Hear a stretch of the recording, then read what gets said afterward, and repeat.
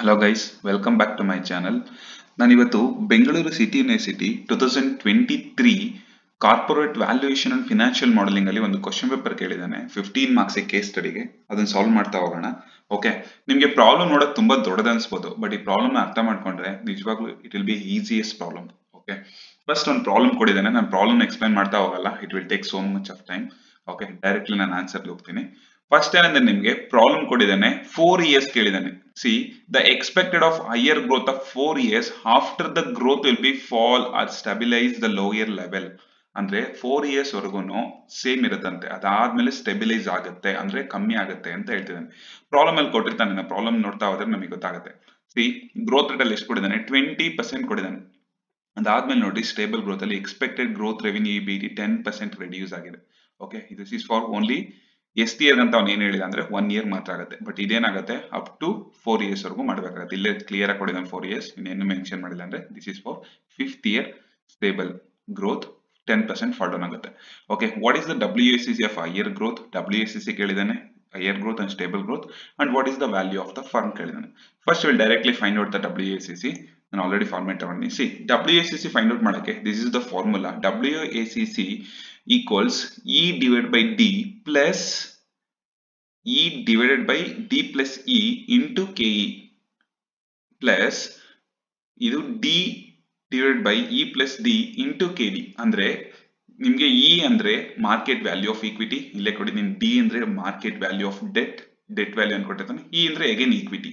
Okay, KE ಅಂದ್ರೆ cost of equity. Same ಇಲ್ಲೂ ಅಷ್ಟೇ, D ಅಂದ್ರೆ ಡೆಟ್, E ಅಂದ್ರೆ ಈಕ್ವಿಟಿ, KD ಅಂದ್ರೆ ಕಾಸ್ಟ್ ಆಫ್ ಡೆಟ್ ಬರುತ್ತೆ. T ಬಂದ್ರೆ ನಿಮ್ಗೆ ಏನಾದ್ರು ಟ್ಯಾಕ್ಸ್ ಅಂತ ತಗೊಳ್ತೀವಿ. ನಾವು ಡೈರೆಕ್ಟ್ಲಿ ಇದು ಫೈಂಡ್ ಔಟ್ ಮಾಡೋದಕ್ಕಿಂತ ಮುಂಚೆ ನಮಗೆ ಡಿ ಮತ್ತೆ ಇ ವ್ಯಾಲ್ಯೂ ಏನ್ ಕೊಟ್ಟಿದ್ದಾನೆ ಪ್ರಾಬ್ಲಮ್ ಅಲ್ಲಿ ಚೆಕ್ ಮಾಡ್ಕೊಳ್ಳೋಣ. ಅಂದ್ರೆ ಡೆಟ್ ಮತ್ತೆ equity value, that is important. C the problem ಇಲ್ಲಿ ಕೊಟ್ಟಿರ್ತಾನೆ ನೋಡ್ರಿ ನಿಮ್ಗೆ ಹೈಯರ್ ಗ್ರೋತ್ ಅಲ್ಲಿ. ಫಸ್ಟ್ ನಾವು ಮಾಡ್ತಾ ಇರೋದು ಹೈಯರ್ ಗ್ರೋತಿಗೆ, ಅದಾದ್ಮೇಲೆ ಸ್ಟೇಬಲ್ ಗ್ರೋತ್ ಹೋಗೋಣ.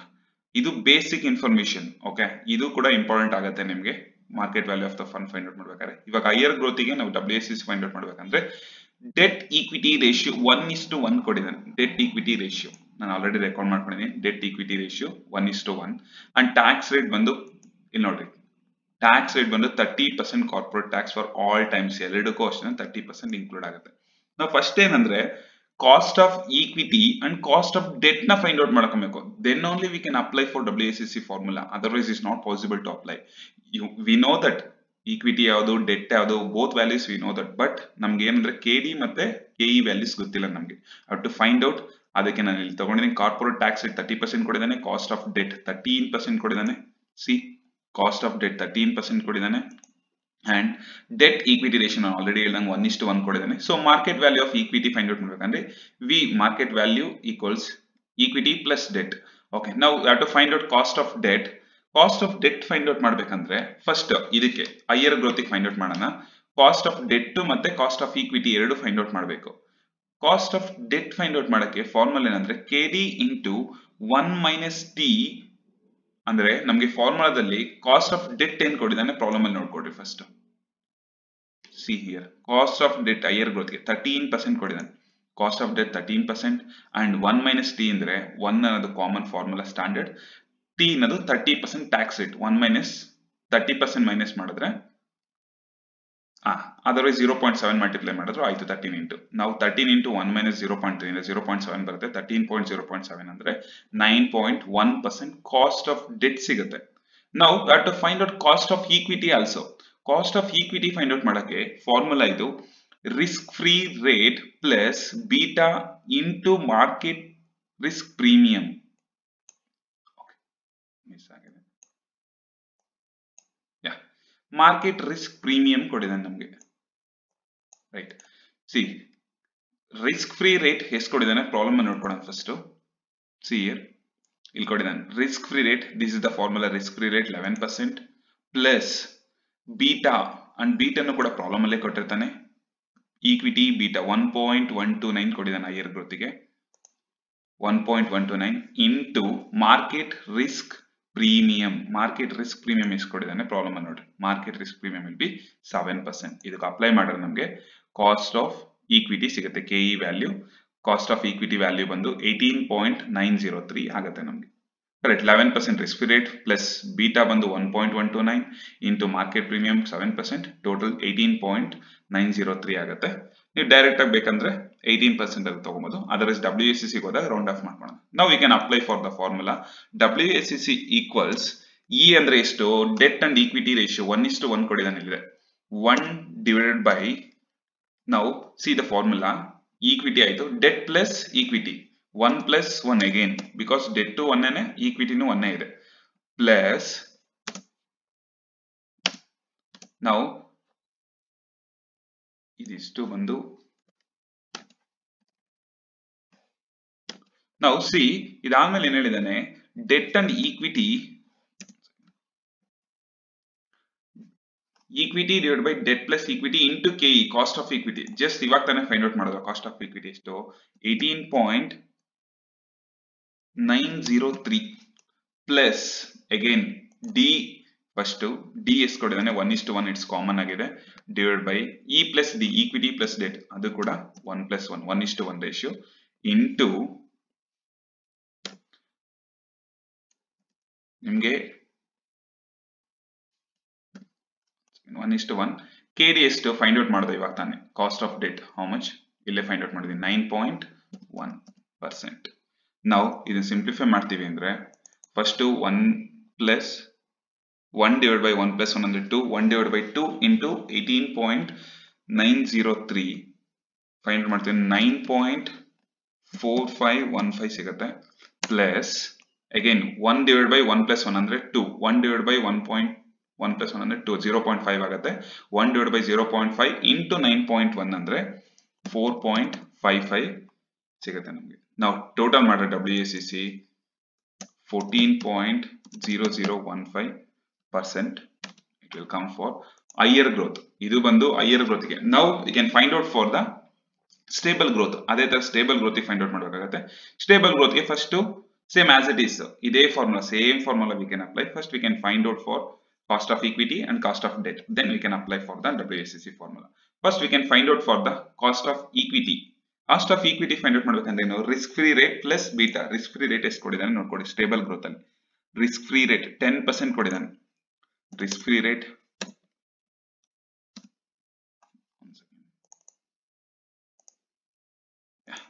risk free rate 10 ಕೊಡಿದಾನೆ, 10% plus and beta ಎಷ್ಟು ಕೊಟ್ಟಿದ್ದಾನೆ ನೋಡ್ಕೊಳ್ಳಿ, same as it is. Equity beta 1 ಕೊಟ್ಟಿದ್ದಾನೆ, ಈಕ್ವಿಟಿ ಬೀಟಾ ಆದ್ಮೇಲೆ ನಮ್ಗೆ ಏನ್ ಬೇಕು, ಮಾರ್ಕೆಟ್ ವ್ಯಾಲ್ಯೂ ಆಫ್ ಪ್ರೀಮಿಯಂ ಬೇಕು, ಅದು 6 ಕೊಟ್ಟಿದ್ದಾನೆ ಸೇಮ್. ನಾವು 10 ಪ್ಲಸ್ ಬೀಟಾ ಬಂದು 1 ಕೊಟ್ಟಿದ್ದಾನೆ ಇಂಟು ಮಾರ್ಕೆಟ್ ರಿಸ್ಕ್ ಪ್ರೀಮಿಯಂ 6 ಕೊಟ್ಟಿದ್ದಾನೆ, ಆಲ್ರೆಡಿ ಪ್ರಾಬ್ಲಮ್ ಅಲ್ಲಿ ಶೋ ಮಾಡಿದೆ 6 ಕೊಟ್ಟಿದ್ದಾನೆ. ನಾವು ವಿ ಕ್ಯಾನ್ ಸಿಂಪ್ಲಿಫೈ, 6 into 1 6 ಆಗುತ್ತೆ, 6 plus 10 16% will be cost of debt. now same as it is, cost of equity ಆಯ್ತು KE. next cost of debt find out ಮಾಡಬೇಕು. cost of debt formula KD into 1 minus T. ನಮಗೆ KD ಬಂದು ಎಷ್ಟು ಕೊಟ್ಟಿದ್ದಾನೆ, cost of debt problem ಅಲ್ಲಿ ನೋಡ್ಕೊಡ್ರಿ first. C ಇಲ್ಲಿ ಕೊಟ್ಟಿದ್ದಾನೆ ಕಾಸ್ಟ್ ಆಫ್ ಡೆಟ್ 12.14 ಕೊಟ್ಟಿದ್ದಾನೆ, 12.14 ಪ್ಲಸ್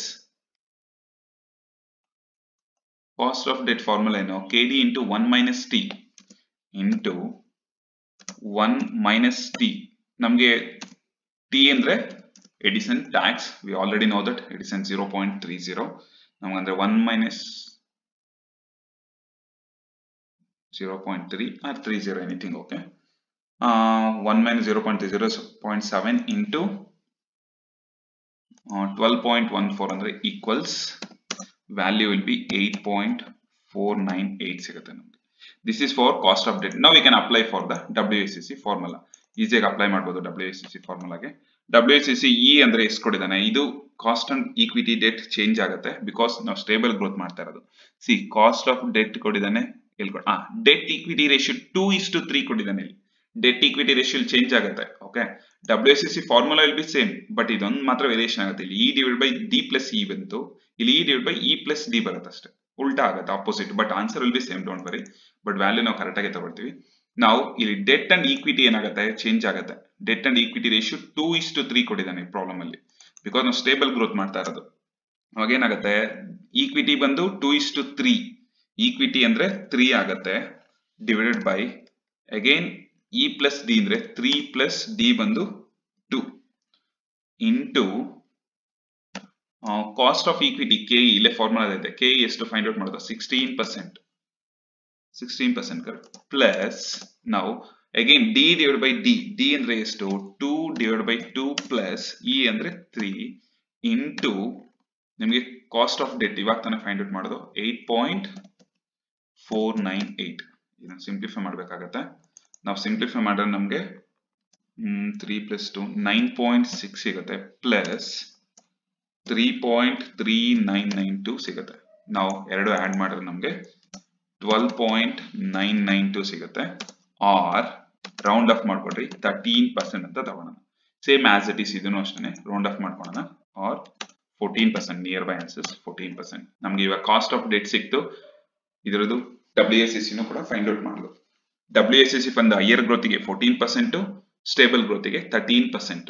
ನಾವು ನಮ್ಗೆ ಕ್ವಶನ್ ಅಲ್ಲಿ ಏನ್ ಕೇಳಿದಾನೆ, WACC for the higher growth and stable growth. ನಿಮ್ಗೆ ಇನ್ನೂ ಒಂದು ಕೊಡ್ತಾನೆ, ಯಾವುದೋ ಒಂದು ಗ್ರೋತ್ ಪೀರಿಯಡ್ ಅಂದ್ರೂ, ಗ್ರೋತ್ ಫೇಸ್ ಅಂದ್ರೂ you can find out as it is, same as it is ಏನ್ ಇನ್ಫಾರ್ಮೇಶನ್ ಕೊಡ್ತಾನೆ ಅದ್ರ ತರ ಫೈಂಡ್ ಔಟ್ ಮಾಡ್ತೀರಾ.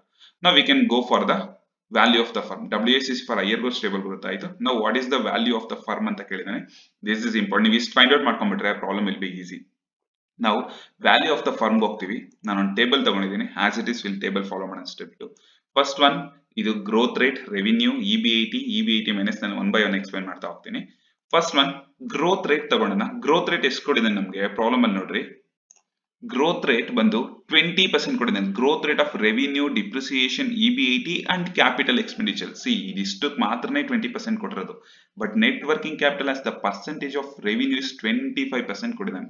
ಕೇರ್ಫುಲ್ ಆಗಿರಿ ಇದನ್ನ ಮಾಡ್ಬೇಕಾದ್ರೆ, ಬಿಕಾಸ್ 25% ಕ್ಲಿಯರ್ ಆಗಿ ಕೊಡಿದ್ದಾನೆ. ಬಟ್ ಇದಕ್ಕೆ ಮಾತ್ರ ನಮಗೆ 20% ಆಗುತ್ತೆ. ಯಾವುದಕ್ಕೆ ಅಂದ್ರೆ revenue, depreciation, EBIT and capital expenditure. ನಾವು we can move on to the problem. Value of the firm. First ಒಂದು ಗ್ರೋತ್ ರೇಟ್ ಎಷ್ಟು ಕೊಡಿದ್ದಾನೆ 0.20 ಅಂತ ತಗೊಳ್ತೀನಿ, ಬಿಕಾಸ್ 20% ಅಂದ್ರೆ it's 0.20 only, right? It is not taking 0.20, 20%. Now next revenue. First base year ಗೆ ಏನ್ revenue ಕೊಡಿದ್ದಾನೆ ನೋಡ್ಕೊಡಿ WACC ಗೆ. ಇವಾಗ ನೀವು ಹೋಗಿ ನೋಡ್ಬೇಕಾರದು ಮೇನ್ ಕ್ವಶನ್ ಅಲ್ಲಿ ಬೇಸ್ ಇಯರ್ ಇದನ್ನ ನೋಡ್ರಿ. ಫಸ್ಟ್ ಇದ್ರ ಬೇಸಿಸ್ ಮೇಲೆ ನಿಮ್ಗೆ ಎಲ್ಲಾವುದು ನಿಂತಿರುತ್ತೆ. ಓಕೆ, ನೀವೇನಾದ್ರೂ ಇದನ್ನ ರಾಂಗ್ ಮಾಡಿದ್ರ ಅಂದ್ರೆ ಓವರ್ ಆಲ್ ಪ್ರಾಬ್ಲಮ್ ರಾಂಗ್ ಆಗ್ಬಿಡುತ್ತೆ. ಬೇಸ್ ಇಯರ್ ಫಸ್ಟ್ ಒನ್ ಏನ್ ಮಾಡ್ತಾರೆ, ರೆವಿನ್ಯೂ. ರೆವಿನ್ಯೂ ಎಷ್ಟು ಕೊಡಿದ್ದಾನೆ 3000 ಕೊಡಿದ್ದಾನೆ, 3000. ನಾವು ನೆಕ್ಸ್ಟ್ ಅದೇ ತರ 3000 ಪ್ಲಸ್ ಎಷ್ಟು ಪರ್ಸೆಂಟ್ ಗ್ರೋತ್ ರೇಟ್ 20% ಇನ್ಕ್ರೀಸ್ ಆಗ್ತಿದೆ. 3000 ಪ್ಲಸ್ 20% ಅಂದ್ರೆ 3600 ಆಸ್ ಇಟ್ ಇಸ್. ಮತ್ತೆ ನಿಮ್ಗೆ 3600 ಪ್ಲಸ್ 25% ಅಂದ್ರೆ 4320. ಅಗೇನ್ 4320 ಪ್ಲಸ್ 20% ಅಲ್ಲ 20% ಅಂದ್ರೆ 5184 ಆಗುತ್ತೆ.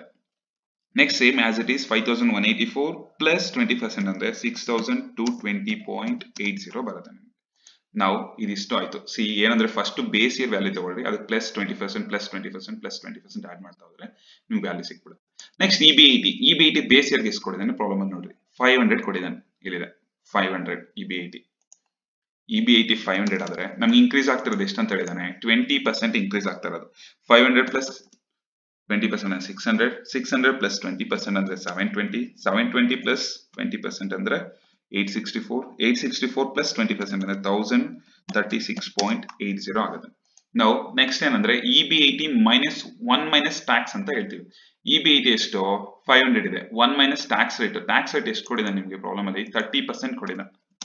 ನಾವು ಅವಾಗಲೇ ನೋಡೋದು ಟ್ಯಾಕ್ಸ್ ರೇಟ್ 30% ಕೊಡಿದ ಸಿಗ್ಬೇಕಂದ್ರೆ 30% ಕಾರ್ಪೊರೇಟ್ ಟ್ಯಾಕ್ಸ್ 30% ಕೊಡಿದ್ದಾನೆ. ನಾವು 1 ಮೈನಸ್ ಟ್ಯಾಕ್ಸ್ ಅಂದ್ರೆ ಏನಾಗುತ್ತೆ EBIT 500, 1 ಮೈನಸ್ ಟ್ಯಾಕ್ಸ್ ಅಂದ್ರೆ 0.30 ಆಗುತ್ತೆ.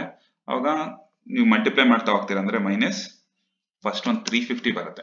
500 ಇಂಟು 1 ಮೈನಸ್ ಟ್ಯಾಕ್ಸ್ ಅಂದ್ರೆ 350. Next 600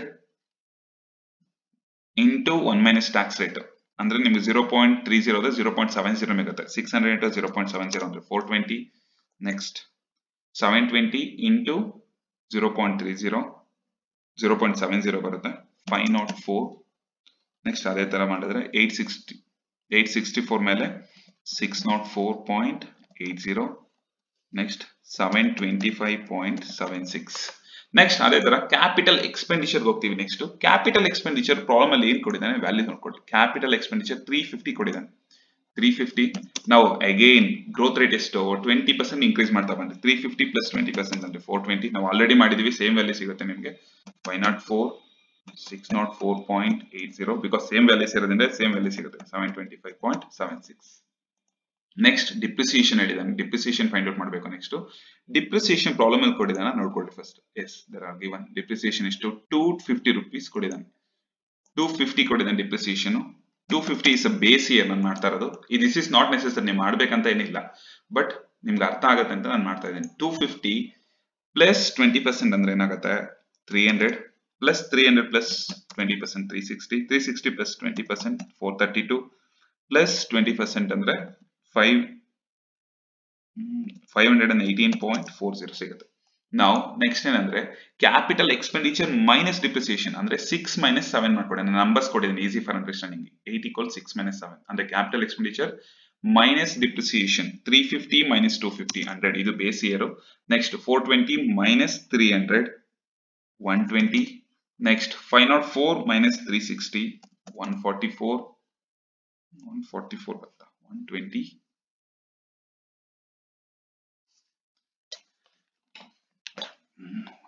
360 360 minus 504 144 correct. Next 432 minus 604 ಅಂದ್ರೆ 172.80 ಸಿಗುತ್ತೆ ಬಿಕಾಸ್ ಇಲ್ಲಿ 80 ಇದೆ. ನೆಕ್ಸ್ಟ್ 725 minus 518.40 207.36 ಸಿಗುತ್ತೆ. ನೆಕ್ಸ್ಟ್ ಅದೇ ತರ ನೆಟ್ ವರ್ಕಿಂಗ್ ಕ್ಯಾಪಿಟಲ್ಗೆ ನೀವು ಎಷ್ಟು ಕೊಟ್ಟಿದ್ದಾನೆ ಪ್ರಾಬ್ಲಮ್ ಅನ್ನು ನೋಡ್ರಿ. ಫಸ್ಟ್ ಚೇಂಜ್ ಆಗಿದೆ ನಿಮ್ಗೆ ಇಲ್ಲಿವರೆಗೂ ಇದ್ದಿದ್ದು ನೆಟ್ವರ್ಕ್ ನೋಡಿ, ಇಲ್ಲಿ growth rate, revenue, depreciation, EBIT, capital expenditure ಇಷ್ಟು ಬಂದು 20% ಅಂತ. Net working capital percentage of revenue 25% ಹೇಳಿದಾನೆ. ಕೇರ್ಫುಲ್ ಆಗಿರಿ, ಇಲ್ಲಿವರೆಗೂ ಇದ್ದಿದ್ದು ನಮಗೆ 20%, ಇಲ್ಲಿಂದ ಇವಾಗ ಚೇಂಜ್ ಆಗ್ತಿದೆ 25%. ಇದೊಂದು ಕೇರ್ಫುಲ್ ಆಗಿರಿ, ಇದೊಂದು ಮಾತ್ರ ಮಿಸ್ಟೇಕ್. ಮತ್ತೆ 20% ಮಾಡಿದ್ರೆ ಪ್ರಾಬ್ಲಮ್ ವಿಲ್ ಬಿ ರಾಂಗ್. ನೀವು ಇದು ಯಾವ್ದ್ರ ಮೇಲೆ ಮಾಡ್ತೀರಾ, ನೆಟ್ ವರ್ಕಿಂಗ್ ಕ್ಯಾಪಿಟಲ್ ಏನ್ ಕೊಡಿದಾನೆ ಪ್ರಾಬ್ಲಮ್ ಕರೆಕ್ಟ್ ಆಗಿ ಕ್ಲಿಯರ್ ಆಗೋದು ಕೊಡಿ. Net working capital as A percentage of revenue. Okay, ಈ ರೆವಿನ್ಯೂ ಮೇಲೆ ಪರ್ಸೆಂಟೇಜ್ ಹೇಳಿದಾನೆ. ಇವಾಗ 3000 ಇಂಟು 25% ಇದ್ರ ಮೇಲೆ ಮಾಡ್ಬೇಕು. ಇಲ್ಲಿದೆ ರೆವಿನ್ಯೂ 3000 ಇಂಟು 25% ಮಾಡಿದ್ರೆ ನಮಗೆ ನೆಟ್ ವರ್ಕಿಂಗ್ ಕ್ಯಾಪಿಟಲ್ ಸಿಗುತ್ತೆ 750 ಸಿಗುತ್ತೆ ಫಸ್ಟ್ ಒನ್. ನೆಕ್ಸ್ಟ್ ಒನ್ ಬಂದ್ರೆ 3000 ಆಮೇಲೆ ಪ್ಲಸ್ 25% ಇನ್ಕ್ರೀಸ್ ಮಾಡಬೇಡಿ, ಪ್ರಾಬ್ಲಮ್ ರಾಂಗ್ ಆಗ್ಬಿಡುತ್ತೆ. ನೀವು 25% ಇಲ್ಲಿ ಇನ್ಕ್ರೀಸ್ ಆಗಲ್ಲ ಬಿಕಾಸ್ ಇದ್ರ ಮೇಲೆ ನಾವು 25% ಕೊಡ್ತಾ ಇರೋದು ರೆವಿನ್ಯೂ ಮೇಲೆ. ಇಲ್ಲಿ 20% ಕೊಟ್ಟಿದ್ದೀವಿ. ನೀವೇನಾದ್ರೂ ಇದು 20 ಆಗಿದ್ರೆ ಈಸಿಯಾಗಿ ಕರೆಕ್ಟ್ ಬರ್ತಿತ್ತು, ಬಟ್ ಇದು 25 ಇದೆ. 3600 ಇಂಟು 25% ಅಂದ್ರೆ 900 ಸಿಗುತ್ತೆ. ನೆಕ್ಸ್ಟ್ ಅದೇ ತರ 4320 ಪ್ಲಸ್ 25% ಅಂದ್ರೆ 1080. ನೆಕ್ಸ್ಟ್ 5184 ಇಂಟು 25% ಅಂದ್ರೆ 1296 ಸಿಗುತ್ತೆ. ನೆಕ್ಸ್ಟ್ 1036.80 ಇಂಟು 25% ಅಂದ್ರೆ 1555.20 ಸಿಗುತ್ತೆ. ನಾವು ಅದಾದ್ಮೇಲೆ changes in net working capital. Changes in net working capital ಅಲ್ಲಿ ನೀವು ಯಾವ ತರ ಮಾಡ್ಬೇಕಂದ್ರೆ ಇಲ್ಲೇ ಇದೆ ಬೇಸ್ ಇಯರ್ ಇದು 750 ಮೈನಸ್ 900. ಫಸ್ಟ್ ಚೇಂಜಸ್ ಎಷ್ಟೆಷ್ಟು ಡಿಫ್ರೆನ್ಸ್ ಆಗಿದೆ ಅಂತ 750 ಮೈನಸ್ 900 ಮಾಡಿದ್ರೆ ನಿಮಗೆ 150 ಸಿಗುತ್ತೆ. ಅದೇ ತರ 1080 ಮೈನಸ್ 900 ಮಾಡಿದ್ರೆ 180 ಸಿಗುತ್ತೆ. Next 1296 minus 1080 before well minus ಮಾಡ್ತಾ ಬನ್ನಿ 216 ಆಗುತ್ತೆ. ನೆಕ್ಸ್ಟ್ 1555.20 ಮೈನಸ್ 1296 ಅಂದ್ರೆ 259.20 ಸಿಗುತ್ತೆ. This is for changes in working capital. Next 11th one ಬಂದ್ರೆ FCFF ಅಂದ್ರೆ ಫ್ರೀ ಕ್ಯಾಶ್ ಫ್ಲೋ ಅಂತ ಹೇಳ್ತೀವಿ. ಫ್ರೀ ಕ್ಯಾಶ್ ಫ್ಲೋ ಬೇಕಂದ್ರೆ ನಿಮಗೆ ಏನೇನ್ ಮೈನಸ್ ಮಾಡ್ಬೇಕಂದ್ರೆ ಒಂದು EBIT ಮೈನಸ್ ಟ್ಯಾಕ್ಸ್ ಲೆಸ್ ಮಾಡಿರೋದು ತಗೋಬೇಕು. 5 ಮೈನಸ್ 8 EBIT ಇದು ಮತ್ತೆ 10th one net working changes in net working capital minus ಮಾಡ್ತಾ ಬನ್ನಿ. EBIT ಎಷ್ಟು 500 ಸಾರಿ ಟ್ಯಾಕ್ಸ್ ಲೆಸ್ ಮಾಡಿರೋ 350. fifth one 5th 8th and 10th one 350 1 second base year ಬೇಡ, sorry, we'll go to the current year. 420 base year it not necessary because ನಾನು changes in working capital ಮಾಡಕ್ ಬರಲ್ಲ, ಅದಕ್ಕೆ ನಾನು ಬೇಸ್ ಇಯರ್ ತಗೊಳಲ್ಲ, directly first year ಹೋಗ್ತೀನಿ. 425 minus 8 120 minus 150 ಎಷ್ಟಾಗುತ್ತೆ ನಿಮ್ಗೆ? 420 ಮೈನಸ್ 120 ಮೈನಸ್ 150 ಅಂದ್ರೆ ಇಟ್ ವಿಲ್ ಬಿ 150 ಬರುತ್ತೆ ನಿಮ್ಗೆ, 150. ನೆಕ್ಸ್ಟ್ ಅದೇ ತರ ನಾನು ಡೈರೆಕ್ಟ್ ಆಗಿ ಬರ್ಕೊಂಡ್ಬಿಡ್ತೀನಿ, 180 ಬರುತ್ತೆ. ನೆಕ್ಸ್ಟ್ 216, ನೆಕ್ಸ್ಟ್ ಬಂದು 259.20 ಸಿಗುತ್ತೆ. Next working capital find out. ನಾವು ಆಲ್ರೆಡಿ ವರ್ಕಿಂಗ್ ಕ್ಯಾಪಿಟಲ್ ನ ಫೈಂಡ್ ಔಟ್ ಮಾಡಿದ್ದು. ಎಷ್ಟು ಬಂದಿದೆ? ಇಲ್ಲೇ ಇದೆ ವರ್ಕಿಂಗ್ ಕ್ಯಾಪಿಟಲ್ 14% ಬಂದಿದೆ ಹೈ ಗ್ರೋತಿಗೆ. ನಾವು ಮಾಡ್ತಾ ಇರೋದು ಹೈ ಗ್ರೋತ್ಗೆ, ನಾವು ಇನ್ನೂ ಸ್ಟೇಬಲ್ ಗ್ರೋತಿಗೆ ಓಕೆ ಇಲ್ಲ ನಾವು. Okay, value of the firm high ಗ್ರೋತಿಗೆ ಎಷ್ಟು? 14% ಅಂದ್ರೆ 0.14.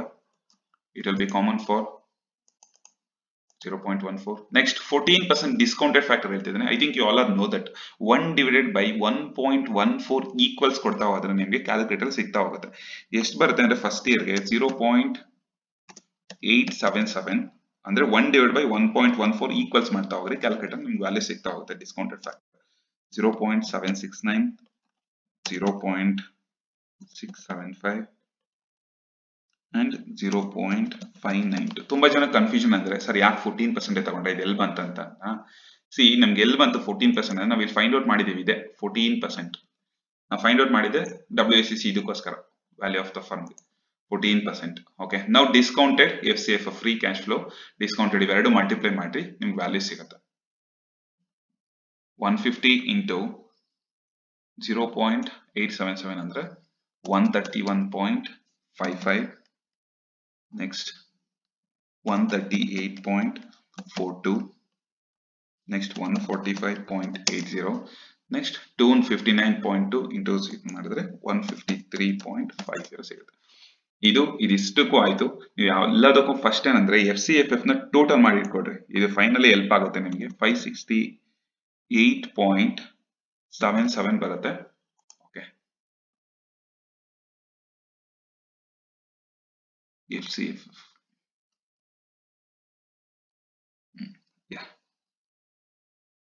ಓಕೆ. ನೆಕ್ಸ್ಟ್ ಇವಾಗ ಏನಂದ್ರೆ ಇಷ್ಟು ಆಯ್ತು. ನಾವು value of the firm find out ಮಾಡ್ಬೇಕಂದ್ರೆ ನಮಗೆ ಟರ್ಮಿನಲ್ ವ್ಯಾಲ್ಯೂ ಅಂದ್ರೆ ನಾವು ಸ್ಟೇಬಲ್ ಗ್ರೋತಿಗೂ ಮಾಡ್ಬೇಕು ತಾನೆ.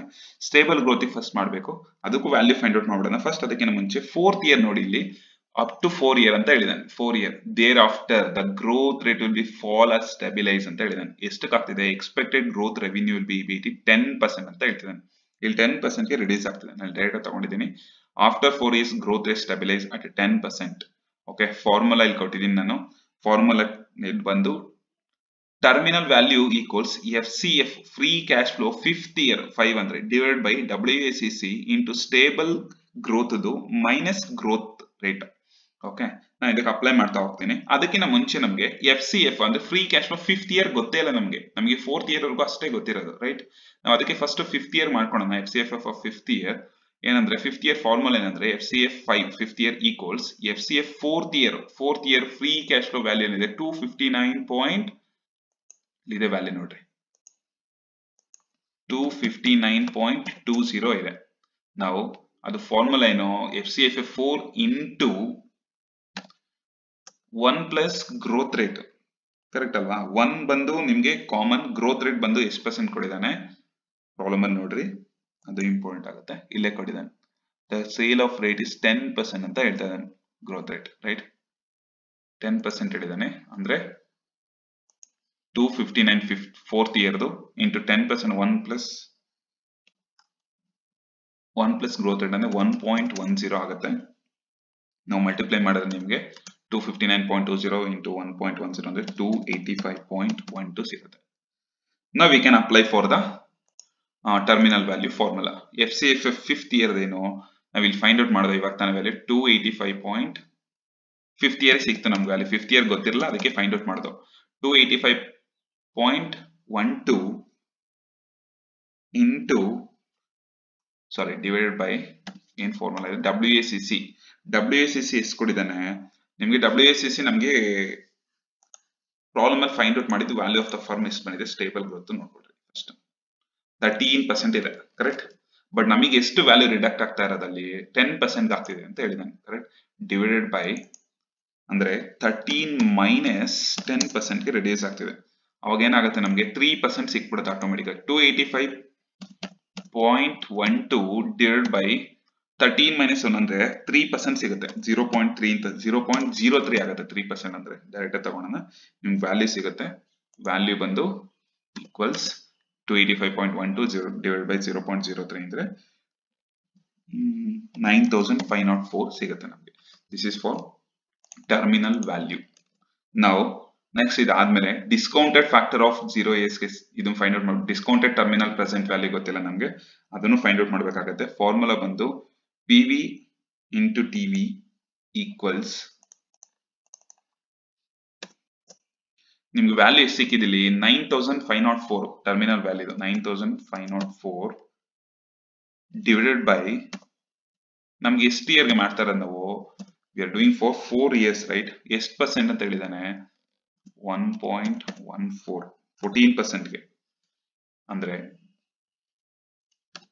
1.14 ಇದೆಷ್ಟು ಪವರ್ ಆಫ್ ಬರುತ್ತೆ 4 ಬರುತ್ತೆ. ಓಕೆ, ಪವರ್ ಆಫ್ ಇದರಲ್ಲಿ ಶೋ ಆಗಲ್ಲ, ಪವರ್ ಆಫ್ 4 ಬರುತ್ತೆ. ಅಂದ್ರೆ 9504 divide by 1.14 power of 4.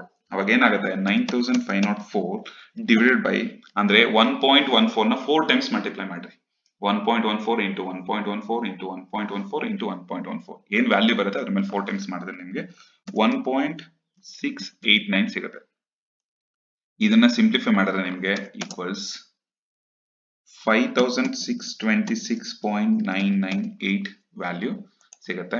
Now we can find out the total value of the firm. It will be easy. Total value of the firm ಗೆ formula ಬಂದು PV of FCFF ಇಲ್ಲಿ find out ಮಾಡಿದೀವಿ. PV of FCFF ಎಷ್ಟು ಬಂದಿದೆ ನಿಮ್ಗೆ ಇಲ್ಲಿದೆ. Present value of FCFF 568.77 plus PV of terminal value ಇಲ್ಲಿದೆ. Terminal value 5626.998. Now ಎಷ್ಟಿದೆ 568.77 plus 5626.998 equals 6195.768 will be the value of total value of firm. Total value calculation ನಮ್ಮ problem ಅಲ್ಲಿ ಎರಡು ಕೇಳಿದಾನೆ, ಒಂದು WACC, ಇನ್ನೊಂದು total value of the firm. C ಇಷ್ಟೇ problem, ಏನು ಕಷ್ಟ ಅನ್ಸಲ್ಲ, ಅರ್ಥ ಮಾಡ್ಕೊಂಡ್ರೆ ಇಟ್ ವಿಲ್ ಬಿ ಈಸಿ. 14% 13% ಎಲ್ಲಿ ಬಂದಂತ ಈಸಿಯಾಗಿ ಅರ್ಥ ಮಾಡ್ಕೊಳ್ಳಿ. WACC ಫೈಂಡ್ ಔಟ್ ಮಾಡಿದ್ವಿ ನಾವು.